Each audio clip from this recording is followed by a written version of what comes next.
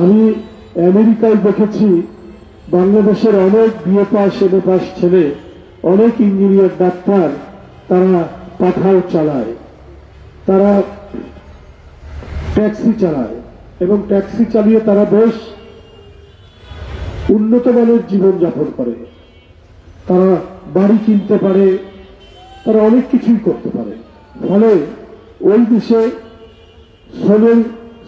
শ্রেণী বিভাজন নেই বলেই একজন ট্যাক্সি চালক তার সমাজে যেমন মূল্য রয়েছে, একজন এমপির সমাজের একই মূল্য রয়েছে।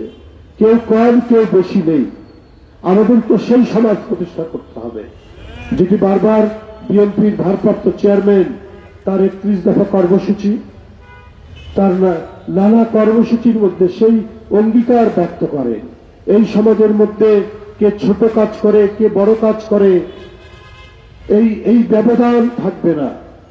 এই ব্যবধান যাতে না থাকে তার জন্য বিশেষ করে এই যে যারা টেকনিক্যাল কাজ করেন, অর্থাৎ এই যে পাঠাও, উবার, সিএনজি যারা চালান, এরা হবেন সমাজের সবচাইতে সম্মানিত মানুষ।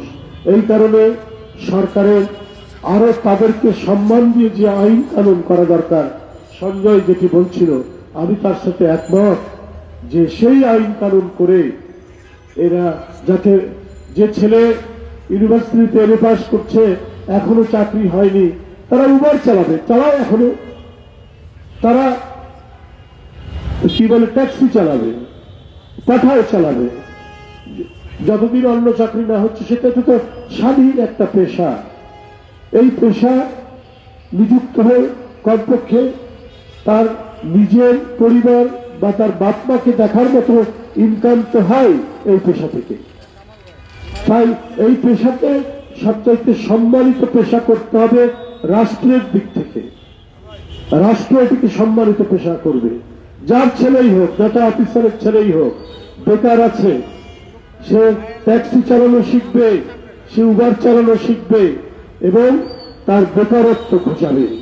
এই কারণে আমি মনে করি যে সংগঠনটি এখানে দাঁড় করা হয়েছে জাতীয়তাবাদীর নামে শুধু মিছিল মিটিং করার জন্য নয়, বরং আপনাদের এই পেশার মানুষদেরকে সমাজে যাতে তাদের মাথা উঁচু করে তারা দাঁড়াতে পারে, তারা যাতে সম্মানিত থাকে সবসময়, তারা যেন হয়রানির শিকার না হয়, তারা যেন পুলিশি নির্যাতনের শিকার না হয়, এই জিনিসগুলা লক্ষ্য রেখেই আইন প্রণয়ন করতে হবে।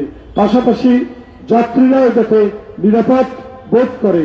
একজন সিএনজি চালক যখন কোনো যাত্রীকে নেবে, সেই যাত্রীকে তার গন্তব্যস্থলে পৌঁছে দেওয়ার জন্য যে ধরনের তার ব্যবস্থা নেওয়া দরকার, যে সহযোগিতা করা দরকার, যে ধরনের সহমর্মিতা থাকা দরকার যাত্রীর পাশে, যাত্রীর প্রতি, সেটাও এই চালকরা করবেন। সেই জন্য দেশের আইন কানুন হতে হবে মানুষের পক্ষে, মানব কল্যাণের পক্ষে।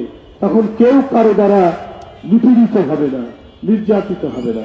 আজকের এই অনুষ্ঠানটি অত্যন্ত মূল্যবান বলে আমি মনে করি।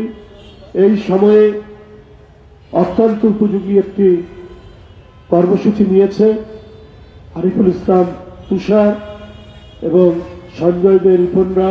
ওরা শুধু আজকে একটা এই প্রোগ্রাম করে কর্মসূচি করে বসে থাকবে না, ওরা নতুন নতুন আইডিয়া নিয়ে কিভাবে আরো এই সংগঠনটিকে বৃদ্ধি করা যায়, কিভাবে এই নতুন রেগুলেশনের মধ্যে নিয়ে এসে তাদের ভবিষ্যৎকে গড়ে তোলা যায়, সেই কাজ তারা করতে থাকবে এখন থেকে। যে কথাগুলো, যে অঙ্গীকারগুলো বিএনপির ভারপ্রাপ্ত চেয়ারম্যান প্রতিটা মিটিংয়ে, প্রতিটা সভায়, প্রতিটা আলোচনা সভায় তিনি এই অঙ্গীকারগুলো করেছেন।